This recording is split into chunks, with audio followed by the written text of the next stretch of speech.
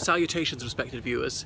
Here I am at Albert Mews, London, and this was where Bruce Reynolds hid out after the great train robbery in August 1963. He didn't come here immediately, so they stayed a few nights in that house, Leatherslade Farm in Buckinghamshire, only about 23 miles from the site of the robbery at Sears Crossing.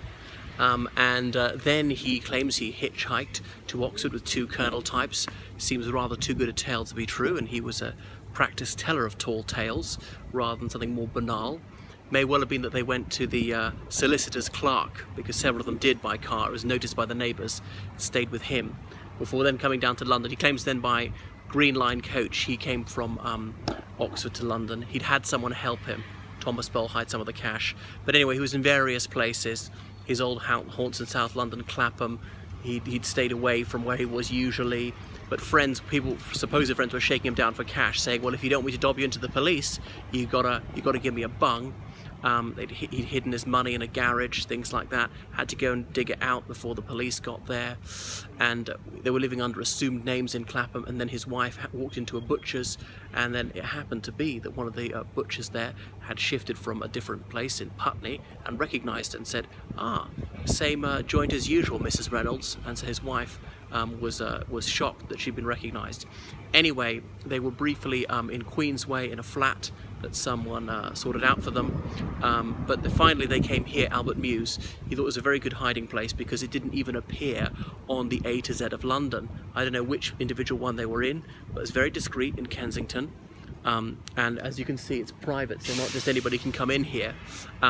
He lay low in the day, did not go out, and they only went out at night time. They had loads of cash, but they daren't socialise or really be too flash with it. The one thing they could afford was tons of alcohol. He said his weight ballooned because he was scarcely walking, but he was eating and drinking like a king, until finally, in early 1964, he got himself a passport in a fake name. Very easy to do back then. He didn't actually say what stratagem he employed in order to get this passport under a bogus identity. Well, what criminals used to do in the old days, and it's in Frederick Forsyth novels, was to go to a graveyard, find the grave of a baby who'd been born at the same time as oneself, but had died very young, therefore not left a trace on society's records.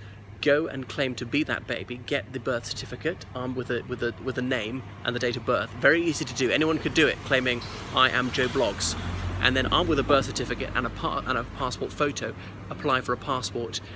Shockingly, it's only about 2004 that the passport office closed this loophole and would no longer issue passports in the names of those who had died. They would check the birth certificate against the death certificate list. And that was that. So then he flew to Belgium on a private plane, thence to Mexico, where he was there for a few months. Once he was safely in Mexico, his wife went with the solicitor, handed herself into the police, and answered a few questions and was let go. Then I didn't prosecute her for receiving stolen goods. I presumably claimed to have no money. So no knowledge of the money or her husband. Left her son behind, and she left her son behind. Later came back for him and took him to Mexico. They lived for about 4 years. Then in 1968, money was running low. They're briefly in France, came back here, and then they were living in Torquay, where Bruce Reynolds had been on childhood holidays. He was arrested there because he'd been sniffing around for big robberies. He'd blown all the money in 5 years.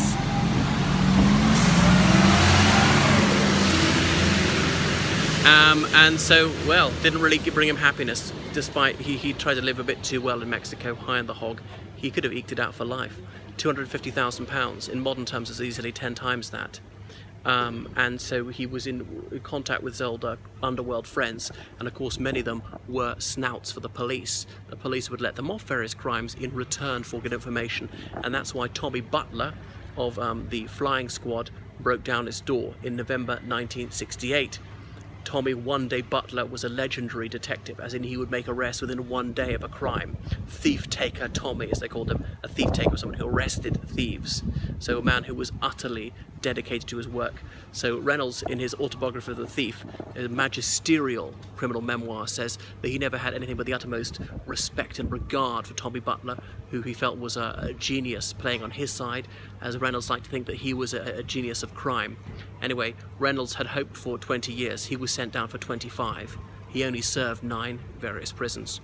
So that's Bruce Reynolds, who died in February 2013.